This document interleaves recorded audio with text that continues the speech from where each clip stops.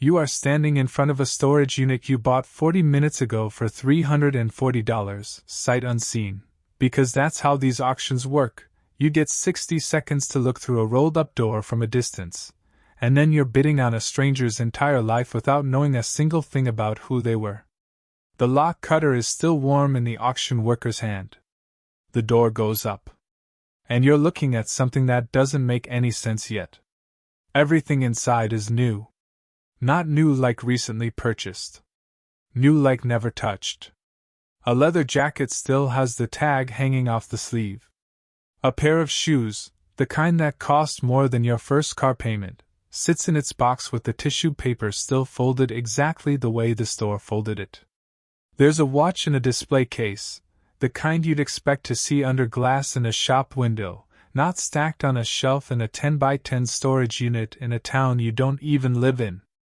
You count at least 6 boxes that have never been opened at all. You don't know it yet, but you're about to spend the next several weeks learning the entire life of a man you never met, and somewhere in the middle of it, you're going to recognize someone else. Yourself, a few years back, mid-chase, not yet aware that the chase doesn't end where you think it does. Rewind. You are 26, and the first big commission check of your life lands in your account on a Tuesday. It isn't a fortune, not by the standards you'll have later, but it's the first time a number in your account has ever made you feel like something. You go out that weekend and buy a jacket you'd been eyeing for months, the kind of purchase that used to feel impossible and now, suddenly doesn't. Standing in the store mirror, you feel something click into place. This is what it's supposed to feel like when things start working. Here's the part nobody explains to you at 26. That feeling doesn't last nearly as long as you expect it to. By the following weekend, the jacket is just a jacket. It's in your closet next to the other clothes, and the specific, electric feeling of buying it has already faded into something closer to nothing at all. Your brain does this on purpose, actually. It's built to treat every new comfort as the new normal almost immediately, so that the excitement fades fast and you go looking for the next thing that might bring it back. Nobody warns you that the chase resets itself after every single purchase.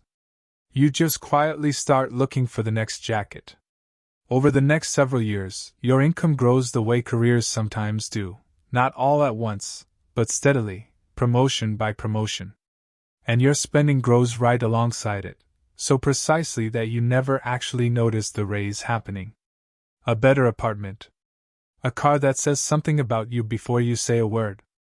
Dinners at places where the menu doesn't list prices, which you've come to understand means you're supposed to already know you can afford it. Every purchase, on its own, feels reasonable.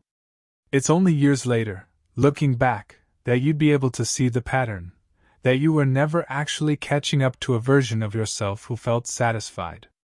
You were just running slightly behind a version of yourself who wanted more. By 31, you're earning more than you ever imagined you would at 26, and somehow, you feel less settled than you did back then. You have more things and less time to notice any of them. You work later to afford the life that was supposed to prove you'd made it, which leaves less time to actually be in that life. This is the part that catches most people off guard. The version of success built on visible proof tends to demand more hours exactly when you have less patience to give them. Which brings you back to the storage unit. You start going through it properly the following weekend, mostly out of curiosity, partly because you paid for it and feel obligated to see what's actually there. Buried under the unopened boxes, you find a stack of mail with a name on it, Warren Qualo, along with old receipts, going back years, from stores you recognize immediately, because you've shopped at half of them yourself. A leather duffel bag, never used, still has the store's plastic wrap around the handle. A set of golf clubs, top of the line, still has the shrink wrap on the shaft. Whoever Warren was, he clearly had money. What he didn't seem to have, based on everything in front of you, was any interest in actually using what it bought him. Near the bottom of one box, you find a spiral notebook, half-filled, dated across nearly a decade. It isn't a diary exactly. It reads more like a list of intentions, plans for the golf clubs once work slowed down, plans for a trip once the timing was better, a note about the watch, bought for a milestone birthday. To where once things settle. The same phrase shows up again and again in different handwriting, different years, clearly written at different points in his life. Once things settle. Someday soon. When I have more time. You start to understand what you're actually looking at. This isn't a storage unit full of luxury items. It's a storage unit full of postponed life, years of income converted into objects that were supposed to be enjoyed at some later, better, calmer version of his life that kept getting pushed back one more year, and then one more, and then, based on the storage facility's records you ask about on your way out, stopped being paid for at all 18 months ago, after Warren passed away at 61. With almost everything in this unit still exactly the way it arrived from the store. You stand there for a long moment, not entirely sure what to do with what you're feeling. It isn't sadness exactly. It's closer to recognition. Because somewhere in that notebook, in that same handwriting repeating the same quiet promise to himself, you can hear your own voice from the last several years. Once this project wraps up. Once I hit the next number. Once things settle. You've been saying some version of that sentence to yourself since you were 26, and you're only now noticing that you've never actually finished the sentence. There was always a next milestone standing behind the one you just reached. This is the part that's hard to explain to someone who hasn't felt it, but easy to recognize once you have. Chasing luxury and enjoying what you've earned are two completely different activities that look identical from a distance. One fills a closet, a garage, a storage unit. The other fills an actual life. And the strange, uncomfortable truth is that you can spend a decade doing the first one while fully believing you're doing the second, because the purchases feel like progress even when nothing about how you're living has actually changed. You don't sell most of what's in the unit right away.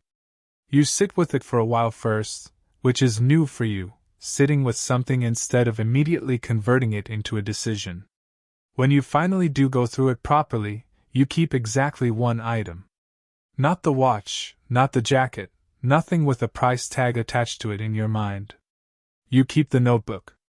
Over the following year, something in your own life shifts, not dramatically, not all at once, but the way most real changes actually happen. Quietly, through small decisions nobody else notices. You stop buying the next thing the moment the last thing stops feeling new. You take the vacation you'd been postponing for 2 years, not because your schedule finally cleared, but because you decided it mattered more than whatever would have filled that week instead. You start actually wearing the good jacket instead of saving it for some undefined future occasion that was apparently never going to arrive on its own. It isn't that you stop wanting nice things. You still buy things you like. But somewhere along the way, the purchases stop being the point. They stop being proof of anything. A jacket becomes a jacket again, something you wear because you like how it feels, not something you bought to feel a certain way about yourself for the 6 hours before the feeling faded. Years later, you're at another storage auction, not because you need anything, but because the first one taught you something you've never quite been able to shake, and some part of you wants to see it again. The door on a new unit rolls up. Inside, boxes and shelves, most of it ordinary, lived in, worn at the edges the way things get when they're actually used. But near the back, half hidden under a blanket, there's a box that's never been opened, a tag still hanging off something inside it, the plastic wrap still intact. You know exactly what you're looking at before anyone tells you a single thing about the person who owned it. Here's the part almost nobody says out loud about chasing luxury.